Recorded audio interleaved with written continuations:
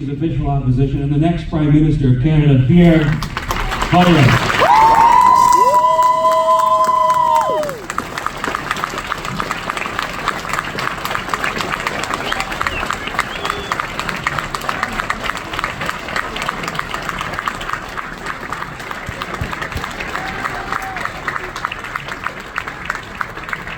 Thank you very much, Timmins. Great to be back. This is my third time in Timmins in less than 12 months. Fantastic. In fact, I'm told that I'm seeing more in Timmins than your local MP, Charlie Angus.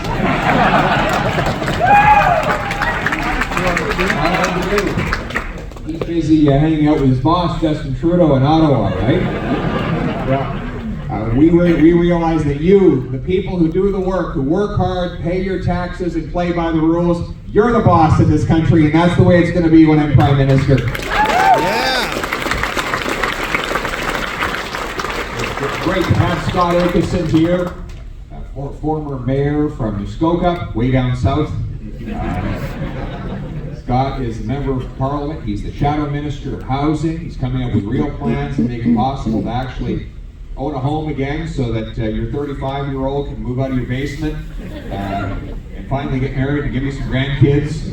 So he's doing a great job, and he's a man of great wisdom. He served in politics longer than me. In fact, when I first got into politics, I went to see him for some advice. He said, and at the time I was in my early 20s, and I thought I knew everything and probably speaking a little bit too much.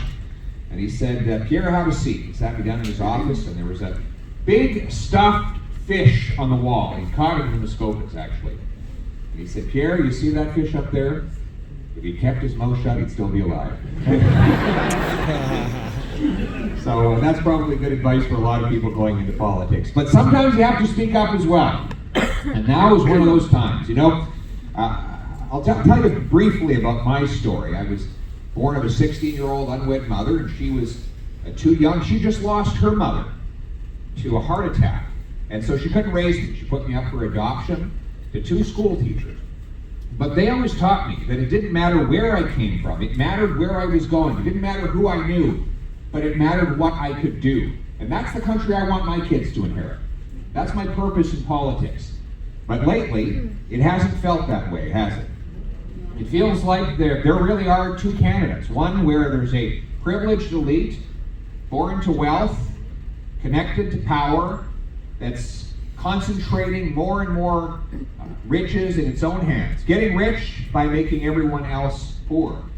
And we see the suffering in our streets right across this country. 40-year highs in inflation, food prices up 11% year over year. These are not just statistics. There are 1.5 million people that walked into a food bank in the month of March. Some people walked in for food. One lady who's the CEO of the Mississauga Food Bank said she's been having people come in asking for help to get medical assistance in dying, not because they're sick, but because they're too poor and life is too miserable in Canada. There are reports of students living in homeless shelters in Canada.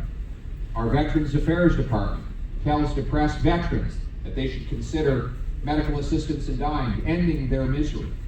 Speaking of misery, we see the tent cities that have popped up in towns across this country where people are hopelessly addicted to opioids, many of them dying of overdoses. 30,000 people in our country have died of opioid overdoses in the last 7 years alone. That's the hopelessness that people feel across this country. And instead of trying to restore the hope, we have a Prime Minister who divides to conquer, who tries to instill fear among his fellow Canadians in order to turn the majority against the minority. It's the oldest trick in the political playbook: divide and conquer. You ever hear him say anything good about this country? Geez, you'd think he'd be more excited about the nation he's led for 7 years, but instead, all he does is make excuses and blame other people for the way things are going wrong in his own country. Ladies and gentlemen, there is a lot of hurt in this country. My purpose is to turn that hurt into hope, to put people back in charge of their lives by making Canada once again the freest nation on earth. That is our purpose. And that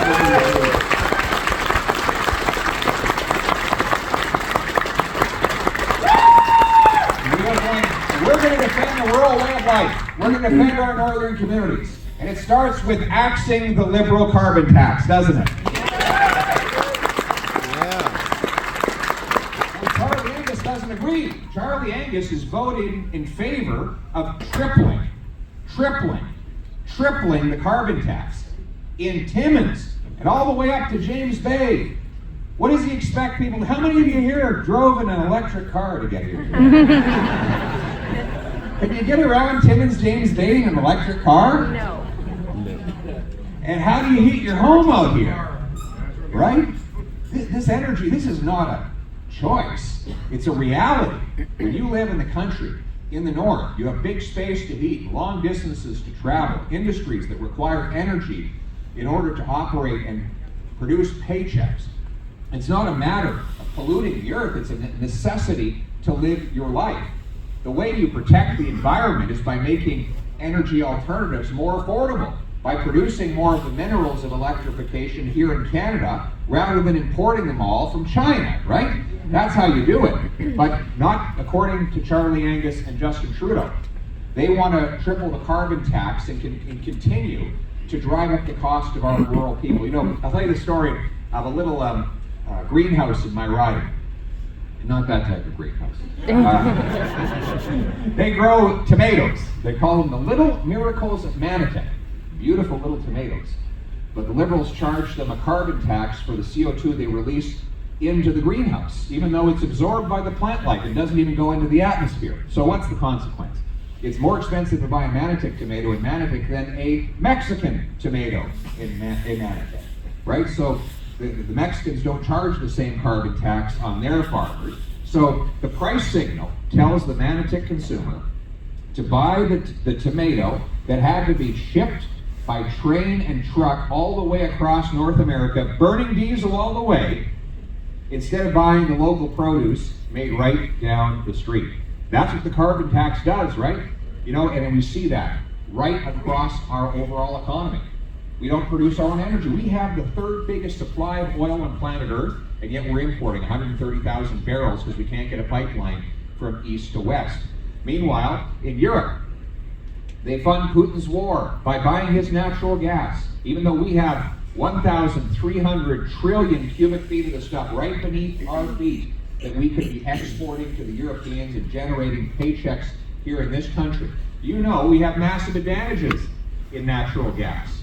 Why? Shortest shipping distance from North America to Asia and to Europe is right here in Canada. 2, you have to liquefy the stuff to get it on a ship. How do you do that?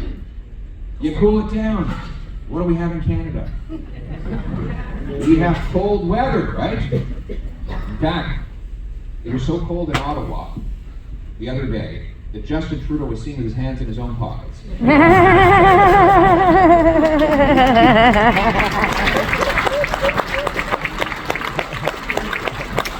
anyway, here's the plan, my friends.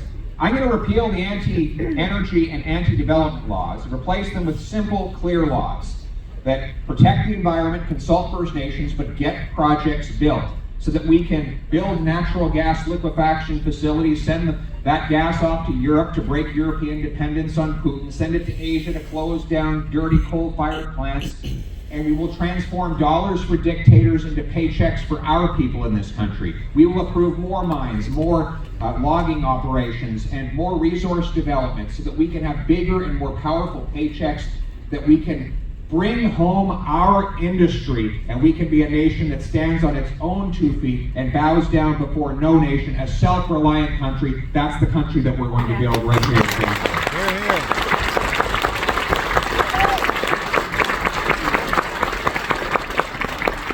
And there's no greater self-reliance than the centuries of First Nations and other Canadians who have harvested nature for substance and now use firearms also for legitimate recreational purposes. Now we see Justin Trudeau waging war against rural people by trying to ban hunting rifles.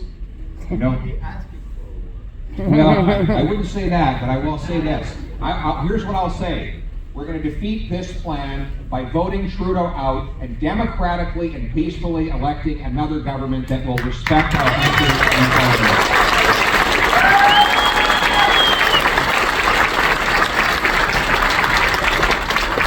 How many of the hunters around here in Timmins are going and doing drive-by shootings in downtown Toronto? Put up your hand if you're one of them. 82% of the guns used in crime in Toronto, according to the cops, actually come smuggled across the border. But instead of protecting our border against gun smugglers, our Prime Minister, with the indirect help of the other opposition parties, are going after our legitimate firearms owners. This is going to be a monstrous, multi-billion-dollar boondoggle, targeting exactly the wrong people. I'll tell you something. If you randomly pick a group from the general public, someone off the street, who doesn't have a possession and acquisition license, they're probably more likely to be a gun criminal than someone who does. To get a possession and acquisition license, you have to be vetted by the RCMP. You have to be trained and tested. You have to have your families interviewed. You have to demonstrate a competence in using a firearm. And then you have to follow a whole series of other rules. People who go through all those steps don't tend to turn around and rob banks or shoot up their neighborhoods, right? These are the law-abiding people who feed their families. And when this bill, if it passes, they're going to spend billions of dollars sending police officers knocking on doors of law-abiding people, trying to track down firearms that weren't even restricted before, and therefore they're not even in a registry. The government doesn't even know where these firearms are. Can you imagine how much money it's going to cost to try to track them down and punish the people who lawfully purchased them in the first place? This is a colossal waste of money. Meanwhile, they're allowing repeat violent offenders to go back out on the streets. The 2 killers in Saskatchewan that went on a stabbing spree in the First Nations community about 3 months ago, they had as many as 60 convictions for violent offenses, but were let out on the street. Recently, a young OPP officer was killed by a man with multiple convictions for firearms and violence who was out on bail.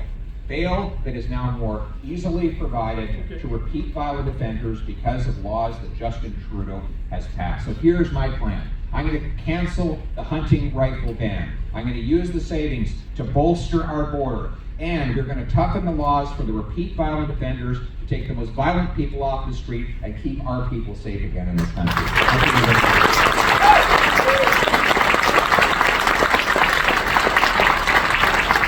And we're going to use some of those savings as well to provide recovery and treatment to people suffering from addiction. We see our streets are now besieged by these addictions. As I said at the outset, 30,000 people. This is more than enough to fill an NHL-sized stadium have died in 7 years alone because of opioid overdose. We know the story. A group of powerful pharmaceutical companies, with the help of slick consultants, including at McKinsey & Company, a liberal-led corporation, they defrauded the healthcare system. They went in and sold North America, both the United States and Canada, on a bill of goods. It said these drugs are not addictive at all. They're totally harmless. All they do is relieve pain. So prescribe them widely. And our hospitals did. And right across working class North America, people who went in because they had a sore back were given this drug and said, don't worry, take as much as you like. And the problem was, they were very enjoyable, relaxing, soothing drugs to take at first. And then people got hooked, and they needed more and more and more. And those corporations knew exactly what they were doing when they flooded our streets with these drugs. And it has only worsened ever since. My government is going to go after these corporations in court. We're going to get massive multi-million-dollar settlements from them. We're going to make them pay for the cost of treatment and recovery so that we can help save the lives of these good people whose lives have been taken over by this addiction. We're going to open recovery and treatment centers where there will be detox services, where there will be medication, where there will be counseling so that these people can take back control of our lives, and these mothers and fathers and sisters and brothers can rejoin their families and be successful contributing members of our society. That's what it means.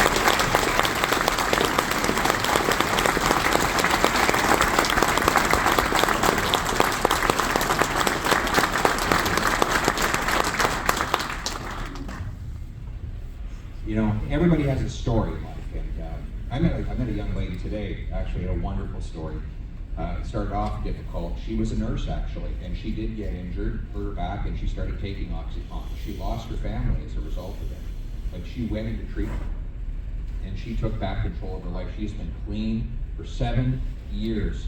She's working at the local restaurant, contributing member of our community here in Timmins, a wonderful person who's happy and joyous and back with her family. It shows once again that there is always hope. We can turn things around and redemption is possible no matter how hard things seem. And that really is a story for Canada, isn't it? I know sometimes it feels hopeless these days. It feels like people are losing control of their lives, that there's forces beyond our control that are taking away from us the sense of optimism that we all had in this country not so long ago. Well, I'm here to say that we're going to restore that optimism. There's nothing wrong with this country that cannot be cured by what is right with this country. We rest not on a few years of bad government of Justin Trudeau, but on an 800-year tradition of freedom that built up from the common people, going all the way back to the Magna Carta, the Great Charter. The British commoners met in the fields of Runnymede and forced the king to sign that charter that reduced his power and brought in liberty under the law. And through much tension and much conflict over 8 centuries, the commoners have rose up again and again and again to remind the crown who is actually in charge. And that is the story of Canada, where the common people, at the end of the day, make the decisions for themselves. And that really is my purpose in politics, is to restore the strength of the common person, the common man and the common woman. You know, all the great stories of Winston Churchill, and there's so many funny ones. My favorite one is actually when there was the Blitz over London. Buildings were all knocked down. He would actually go out into the streets and help the rescue workers rescue people. And there was one lady, she was in her 70s, and she was captured under rubble. She'd been out getting her groceries. And he came over, and the rescue workers helped lift off the rubble and scrape away the dust. And she stood up, she looked him in the eye, and she said, "I've got things to do." She picked up her groceries and she walked off. And Winston Churchill said, "There goes greatness." And isn't that the truth? Yeah. We look for greatness from our leaders. Our leaders are just people. We have the same vices and virtues as everyone else. The true greatness comes from the common people, the everyday people, the heroes, the moms, the dads, the workers over in that mine or in that forestry sector, the people who do the work, that serve in our military, that serve on the front line of our police. These are the people who built our country. These are the people that I'm in it for. These are the people I'm proud to serve. And these are the people who are going to take back control of their lives in the freest nation on earth. In the words of the great Canadian Prime Minister John Diefenbaker, "I'm a Canadian, a free Canadian, free to speak without fear, free to stand for what I think right, free to oppose what I believe wrong, free to worship God in my own way, free to choose those who shall govern my country." It is this heritage of freedom that I pledge to uphold for myself and for all of mankind. Thank you very much. God bless you. Thanks for listening.